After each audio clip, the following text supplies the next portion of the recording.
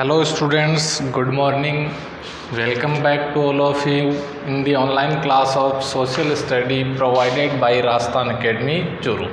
Students, अपना जो chapter चल रहा था वो चल रहा था डेमोक्रेटिक राइट्स का। उसके अंदर हमने why do we need right in a democracy की डेमोक्रेसी के अंदर भी हमें राइट्स की आवश्यकता क्यों होती है इसके बारे में पढ़ा था। अब पढ़ते हैं हम rights in Indian constitution. Indian constitution के अंदर हमें क्या राइट्स मिले हैं, हमें कौन से अधिकार मिले हैं, इसके बारे में हम पढ़ते हैं। तो देखिए, in India like most other democracies, India के अंदर अन्य जो डेमोक्रेसीज हैं उन्हीं के समान in the world these rights are mentioned in the constitution. India के अंदर जो राइट्स हैं वो कहाँ मेंशन किए हुए हैं, इसके कॉन्स्टिट्यूशन में मेंशन किए हुए हैं। डेमोक्रेसी जितनी भी हैं उसके अंदर जो राइट्स होते हैं वो क्या होते हैं, कॉन्स्टिट्यूशन के अंदर क्या होता है, मेंशन किया हुआ होता है। तो इंडिया के अंदर भी मेंशन किए हुए हैं। Some rights which are fundamental to our life are given a special status.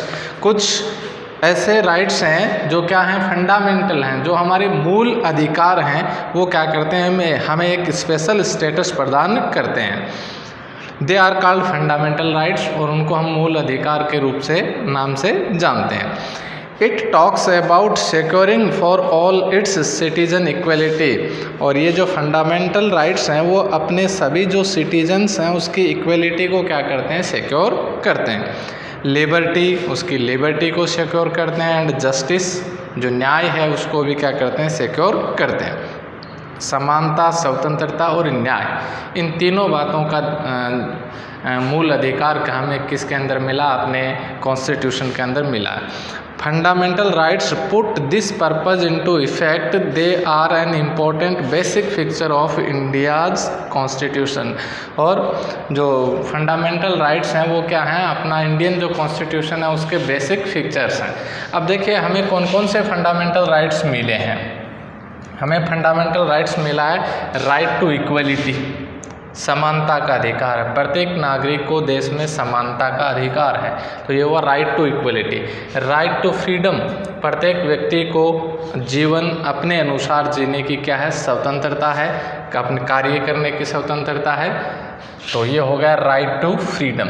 Right against exploitation, शोषण के विरुद्ध भी उन्हें क्या अधिकार है, यदि हमारा कोई शोषण करता है तो उसके विरुद्ध भी हमें क्या मिला हुआ, मूल अधिकार मिला हुआ, हमारा कोई शोषण नहीं कर सकता, तो right against exploitations. Right to freedom of religion, हमें किसी भी धर्म को मानने की क्या है, स्वतंत्रता है, फ्रीडम है, तो ये right to freedom of religion है। कल्चरल एंड एजुकेशनल राइट, हम जो इंडियन सिटीज़न हैं हम किसी भी संस्कृति को अपना सकते हैं, हमें शिक्षा प्राप्त करने का अधिकार है, हम देश के किसी भी शहर में किसी भी स्कूल के अंदर क्या कर सकते हैं, एजुकेशन प्राप्त कर सकते हैं। तो कल्चरल और एजुकेशनल राइट भी हमें फंडामेंटल राइट में मिला है। और लास्ट जो मोस्ट इम्पोर्टेंट है, राइट टू कॉन्स्टिट्यूशनल रेमेडीज, संवैधानिक उपचारों का अधिकार भी हमें मिला है। राइट टू कॉन्स्टिट्यूशनल रेमेडीज, संवैधानिक उपचारों का अधिकार, ये हमें फंडामेंटल राइट्स के अंदर मिला है, और इंडियन कॉन्स्टिट्यूशन के अंदर क्या है, रिटर्न है। अपना जो फंडामेंटल राइट्स हैं उसके अंदर देखिए, the fundamental rights are those basic condition which are considered essential to be provided to a person for his all-round development। एक व्यक्ति के संपूर्ण विकास के लिए हमें ये फंडामेंटल राइट्स हैं, उसे इक्वलिटी का अधिकार हो, स्वतंत्रता का अधिकार हो, शोषण के विरुद्ध अधिकार हो, और रिलीजन के किसी भी धर्म को अपनाने की उस स्वतंत्रता का उसे अधिकार हो, उसे संस्कृति और शिक्षा प्राप्त करने का और संस्कृति अपनाने का अधिकार हो, और कॉन्स्टिट्यूशनल जो रेमेडीज़ हैं, संवैधानिक उपचारों का अधिकार उन्हें हो। तो किसी व्यक्ति के संपूर्ण विकास के लिए हमें ये फंडामेंटल राइट्स हैं वो क्या नेसेसरी हैं, एसेशनल हैं। After the inclusion of the bill of rights in the UN के अंदर बिल ऑफ राइट्स अधिकारों का जो बिल था वो प्रस्तुत किया गया था या शामिल किया गया था। Chapter it has become obligatory for all the member states of United Nations to ensure these basic conditions to their representative citizens. ये जो राइट्स हैं ये यूएन के अंदर जब इसका बिल इंक्लूड किया गया, शामिल किया गया, तो यूएन के जितने भी मेंबर हैं उनको उनकी ये बाध्यता बन गई, उनकी ऑब्लिगेटरी बन गई, ऑब्लिगेशन बन गई कि उन कंट्रीज़ को अपने सिटीजन्स को ये जो फंडामेंटल राइट्स हैं ये प्रदान करने होंगे। These conditions, which are recognized as the primary requirements for the balanced development of a person, क्योंकि ये जो फंडामेंटल राइट्स हैं वो क्या हैं, प्राइमरी रिक्वायरमेंट्स हैं, ये प्राथमिक आवश्यकताएं हैं एक व्यक्ति के विकास के लिए, डेवलपमेंट के लिए, are commonly called the fundamental rights, और उन्हीं को क्या कहते हैं, फंडामेंटल राइट्स हैं। तो देखिए ये सारे जो हैं right to equality, right to freedom, ये क्या हैं, हमारी प्राइमरी जो आवश्यकताएँ हैं वो है, ये प्राथमिक आवश्यकताएँ हैं। अब फर्स्ट देखिए अपना है राइट टू इक्वलिटी। तो राइट टू इक्वलिटी के अंदर हमें कौन सा अधिकार मिला है, first through the feudal system, पहले तो सामंतवादी सिस्टम था भारत में, and then by the British rule, और बाद में क्या था, ब्रिटिश रूल था, शासन था। तो उस समय ये हमें मूल अधिकार नहीं थे। A class of so called high ups was created in India, India में क्या हो गया, एक उच्च वर्ग पनप गया, बन गया। जैसे सामंत थे, अंग्रेजों के समय भी उन्होंने जिसे अपने पास में रखा, अपने साथ में रखा, उसको कुलीन वर्ग या उच्च वर्ग बना दिया गया। तो भारत के अंदर ये लंबे समय तक रहा। The age old caste system, और भारत में प्राचीन समय से क्या चलती थी, जाति प्रथा चलती थी। Had cause the cancer of untouchability in the Indian social life, जो भारतीय सामाजिक जीवन था उस जीवन का कैंसर बन गई थी अनटचेबिलिटी, छुआछूत, भेदभाव, छुआछूत की जो भावना थी वो कॉज ऑफ कैंसर हो गई थी। Right to equality six to undo these wrongs under the provisions of article 14 to 18 of the conclusion. ये जो 14 से 18 तक, 14 to 18 तक ये जो राइट टू इक्वलिटी या हमारे जो फंडामेंटल राइट्स हैं इनका जिक्र है अपने कॉन्स्टिट्यूशन के अंदर, इन आर्टिकल के अंदर। तो उसके अंदर छुआछूत की भावना को दूर करने के लिए राइट टू इक्वलिटी प्रदान की गई, सभी लोगों को समान अधिकार हो, छुआछूत की भावना को नष्ट किया जाए। The Constitutional says that the government shall not deny to any person in India equality before the law or the equal protection of the law। जो गवर्नमेंट जो संविधान है वो ये कहता है कि हमारी जो गवर्नमेंट है वो सभी व्यक्तियों को उस कॉन्स्टिट्यूशन के सामने और गवर्नमेंट के सामने सभी व्यक्ति क्या हैं, इक्वल है, समान है, इक्वलिटी होनी चाहिए, और कानून के द्वारा उन्हें इक्वल प्रोटेक्शन होना चाहिए, कानून उनका समान रूप से क्या करे, संरक्षण करे। It means the law apply in the same manner to all, और इस प्रकार से ये जो लॉ है, कानून है, वो सभी कार्यों में समान रूप से क्या हो, लागू हो। रिगार्डलेस ऑफ ए पर्सन से स्टेटस, कि एक व्यक्ति की स्टेटस क्या है, उसकी प्रतिष्ठा क्या है, उसको ध्यान में नहीं रखा जाए। कानून के सामने सभी व्यक्ति एक समान है, भले ही वो कॉमन सिटीजन है, ऑर्डिनरी पर्सन है, भले ही वो कोई पॉलिटिकल पर्सन है। This is called the rule of law, और यही क्या कहलाता है, रूल ऑफ लॉ कहलाता है। Rule of law is the foundation of any democracy, और ये जो कानून का जो शासन होता है ये डेमोक्रेसी की क्या होती है, फाउंडेशन होती है, नींव होती है। डेमोक्रेसी के अंदर जो रूल चलता है, शासन चलता है, वो लॉ के अकॉर्डिंग चलता है, कानून के अनुसार चलता है। It means that no person is above the law, इसका मतलब है कि कोई भी व्यक्ति कानून से ऊपर नहीं है। There can not be any distinction between a political leader, government official and an ordinary citizen. इसका मतलब ये है कि किसी राजनेता के अंदर, किसी गवर्नमेंट अधिकारी के अंदर और जो साधारण नागरिक है उनके बीच में कोई भेदभाव नहीं है। कानून के सामने ये सभी क्या हैं, बराबर हैं, इक्वल है। Every citizen from the prime minister to a small farmer in a remote village, प्रत्येक नागरिक, प्रधानमंत्री से लेकर गांव में रहने वाला नागरिक, is subjected to the same law, उनके लिए कानून क्या है, सम्मान है, और कानून के लिए वो क्या है, सम्मान है। No person can legally claim any special treatment or privilege just because he or she happens to be an important person, कि वो कोई भी व्यक्ति इस वजह से कि वो बड़ा महत्वपूर्ण व्यक्ति है, इस वजह से कानून उसे कोई विशेष अधिकार या उसको कोई विशेष ट्रीटमेंट प्रदान नहीं करता है। उसके लिए सभी व्यक्ति क्या हैं, बराबर हैं। भले देश का प्रधानमंत्री है तो वो ये नहीं, उसके लिए कानून ये नहीं है कि वो उसे कोई स्पेशल तरीके से ट्रीट करे या कोई उसे प्रिविलेज प्रदान करे।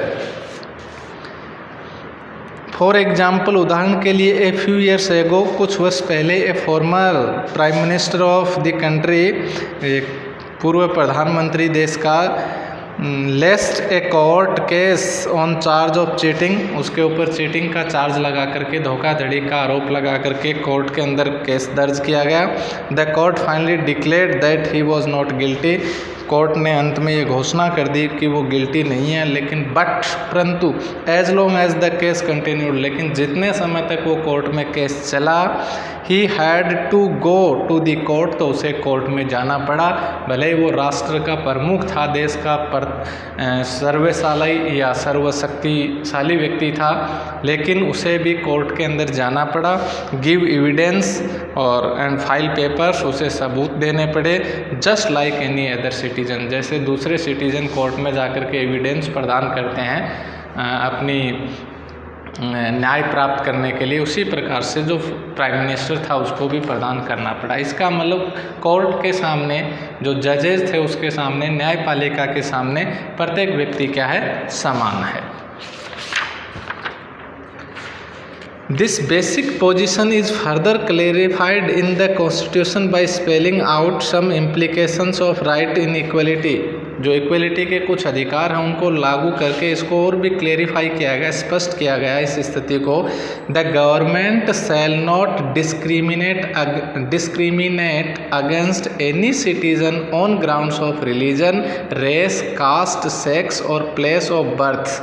Every citizen shall have access to public places like shops, restaurants, hotels and cinema halls. तो गवर्नमेंट जो है वो किसी भी व्यक्ति के साथ में भेदभाव नहीं कर सकती, किस आधार पर, धर्म के आधार पर, जाति के आधार पर, लिंग के आधार पर और जन्म स्थान के आधार पर कि वो कहाँ पैदा हुआ, कैसी फैमिली में पैदा हुआ, इस आधार पर गवर्नमेंट क्या नहीं कर सकती, किसी भी व्यक्ति से भेदभाव नहीं कर सकती। ये और उसके अंदर जो राइट टू इक्वलिटी है उसमें क्लेरिफाई किया गया है ये। और सभी जो व्यक्ति हैं, एवरी सिटीजन है जो कंट्री का, वो पब्लिक प्लेसेस में, सार्वजनिक स्थानों में जा सकता है, जैसे शॉप्स हैं, रेस्टोरेंट्स हैं, होटल्स हैं, सिनेमा हॉल्स हैं। और सिमिलरली उसी के समान, there shall be no restriction with regard in the use of wells, और उनके साथ में कि वो कुओं का, सार्वजनिक कुओं का प्रयोग करना है तो उनके अंदर भी उन्हें कोई भेदभाव या उनके लिए कोई बाध्यता नहीं होती है, कोई रोक नहीं होती है। टैंक्स है, बाथिंग घाट्स हैं, रोड्स हैं, playgrounds and places of public resorts, जो सार्वजनिक स्थल हैं, मेंशन्ड बाय गवर्नमेंट, जो गवर्नमेंट के द्वारा चलाए जाते हैं, and dedicated to the use of general public, general public के लिए जो भी सार्वजनिक स्थान बनाए गए हैं, स्थल बनाए गए हैं, उनको प्रयोग करने से नागरिक को गवर्नमेंट नहीं रोक सकती। उनको सार्वजनिक स्थलों को प्रयोग करने का सभी नागरिकों को क्या अधिकार है कि जो सार्वजनिक कुआं है उसको प्रत्येक नागरिक यूज करेगा, टैंक्स को करेगा, बाथिंग घाट्स को करेगा, रोड्स को करेगा, प्लेग्राउंड को करेगा, तो उनके ऊपर कोई रोक नहीं है। This might appear very obvious, ये बड़ा स्पष्ट प्रतीत होता है, but it was necessary in cooperate these rights in the constitution of our country where the traditional caste system did not allow people from some communities to access all public places। ये बड़ी साधारण सी बात है, कुओं का प्रयोग करना, सड़क का प्रयोग करना, लेकिन हमारे देश में ये इसलिए लागू करना पड़ा कि इस देश के अंदर कास्टिज्म था, कास्ट सिस्टम था। तो लंबे समय तक सामंतवादी प्रथा में, अंग्रेज़ों के समय भी लोगों को पब्लिक प्लेसेस, कुछ ऐसे कास्टेज थे जिनको पब्लिक प्लेसेस का यूज़ नहीं करने दिया जाता था, पब्लिक जो वेल्स थे उनको यूज़ नहीं करने दिया जाता था। इसलिए इक्वलिटी टू राइट के अंदर हमें इन बातों को भी मेंशन करना पड़ा कि सड़क है वो भी सभी के लिए, इसे भी मेंशन करना पड़ा। The same principle applies to public jobs, और यही जो प्रिंसिपल्स हैं, सिद्धांत हैं, वो अपने पब्लिक जॉब के अंदर भी, जो सरकार जो जॉब्स देती है उसमें भी अप्लाई है। All citizen have equality of opportunity, प्रत्येक नागरिक को समान अधिकार, समान अवसर मिलते हैं। In matters relating to employment और appointment to any position in the government, government में किसी भी पद के लिए सभी व्यक्तियों को समान अवसर प्रदान किए जाते हैं। No citizen shall be discriminated against or made ineligible for employment on the grounds of mentioned above, किसी भी नागरिक को धर्म के आधार पर, जाति के आधार पर या बर्थ प्लेस के आधार पर गवर्नमेंट है वो क्या नहीं कर सकती, उसको अयोग्य घोषित नहीं कर सकती, उसके साथ में भेदभाव नहीं कर सकती। You have read in The government of India has provided reservations for scheduled caste, scheduled tribe and other backward caste। जो गवर्नमेंट है उसने थोड़ा सा रिजर्वेशन दिया है, वो अनुसूचित जाति को, अनुसूचित जनजाति को और जो अन्य पिछड़े जो वर्ग्स हैं, बैकवर्ड क्लास हैं, उनको दिया है। लेकिन वो उनको कोई विशेष प्रिविलेज नहीं दिया। उन लोगों को इक्वल करने के लिए, इक्वलिटी में लाने के लिए उन्हें क्या किया गया है, जो अत्यधिक ज़्यादा बैकवर्ड थे उनको समानता के अधिकार में या समान समाज बनाने के लिए उनको थोड़ा सा रिजर्वेशन प्रदान किया गया। नेक्स्ट देखिए, various governments have different schemes for giving preference to women. कुछ गवर्नमेंट्स होती हैं, उसकी अनेक योजनाएं होती हैं जिसके अंदर वो वीमन है, महिलाओं को, गरीबों को, फिजिकली जो हैंडीकैप्ड होते हैं उनको इन सम काइंड्स ऑफ जॉब के अंदर क्या करते हैं, थोड़ा सा रिजर्वेशन उनको प्रदान किया जाता है। Are these reservations against the right of equality, ये जो रिजर्वेशन दिए जाते हैं क्या वो राइट ऑफ इक्वलिटी के अपोजिट हैं, अगेंस्ट हैं? नहीं है, दे आर नॉट, ऐसा नहीं है, ऐसा नहीं है। क्योंकि महिलाओं की जो स्थिति थी वो भी क्या थी, अत्यधिक उनका जो बैकग्राउंड था वो अत्यधिक पिछड़ा हुआ था। इस वजह से उनको भी जो पुरुष हैं उनके सम्मान लाने के लिए, या जो एक हैंडीकैप्ड व्यक्ति है उसको सामान्य नागरिक के सम्मान लाने के लिए कुछ प्रकार के जो जॉब्स हैं उनके अंदर उन्हें रिजर्वेशन दिया गया। तो ये समानता के अधिकार का उल्लंघन नहीं था। नेक्स्ट देखिए, equality means giving everyone an equal opportunity to achieve whatever one is capable of. जो व्यक्ति जिसके योग्य है, जिसमें कैपेबल है, उसको समान अपॉर्चुनिटी प्रोवाइड करवाना क्या है, इक्वलिटी है। Sometimes it is necessary to give special treatment to someone in order to ensure equal opportunity. और कभी कभी क्या होता है, किसी व्यक्ति को कुछ स्पेशल हमें ट्रीटमेंट की आवश्यकता होती है, क्या करने के लिए, in order to ensure equal opportunity, कि उनके लिए क्या हो, अपॉर्चुनिटी इक्वल हो। इसलिए उन्हें क्या करना पड़ता है, हमें थोड़ा रिजर्वेशन गवर्नमेंट क्या करती है, प्रदान करती है। फॉर एग्जांपल एक रेस का ले लें, जैसे मेल हैं उनके लिए रेस 10 किलोमीटर की हो तो फीमेल के लिए 5 किलोमीटर की, ताकि उनके लिए जो अपॉर्चुनिटी हैं वो इक्वल हो जाए। This is what job reservation do. Just to clarify this, the Constitution says that reservation of this kind are not a violation of right to equality। इसलिए संविधान कहता है कि इस प्रकार का जो रिजर्वेशन है वो राइट टू इक्वलिटी का उल्लंघन नहीं है।